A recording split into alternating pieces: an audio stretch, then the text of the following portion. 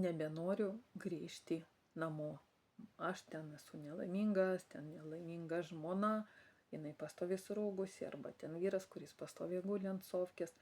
Tai užduokit savo klausimus, nes namai tai yra būtent ta mūsų tvirtovė, ramybės ir pasikrovimo vieta, kur kaip ir mes turim tą tokią poilsio salelę, kur mes turėtume kaip pasišildyti, pavalgyti, pasikrauti ir tada vėl eiti į pasaulį. Tai kodėl anksčiau jūs ėjot laimingi tenai grįždavot, o dabar nebe.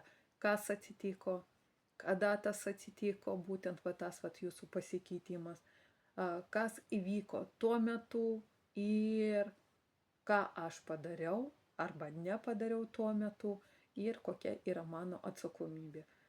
Galima atsekti seką, jeigu tai yra dar tik tai pradžia, labai lengva viską pataisyti, tikrai išanalizavus visus tokius klausimus, jeigu tai yra jau užsitęsusi tokia situacija, tai reikės daugiau darbo ir taip gali būti, kad tiesiog jūs galit atstatyti, gali būti, kad tiesiog jau viską sugriausi, bet priimsit atsakomybę ir pakeisit tam, kad tapt laimingu ir kad kitą daryti laimingu. Nes jeigu aš esu nelaiminga, tai aš visus kitus darysiu nelaimingus. Jeigu aš laiminga, tai nesvarbu, kas bebūtų, karas ar katastrofas visokios, arba žemės drebėjimai, aš vis tiek tuo metu darysiu visus laimingus.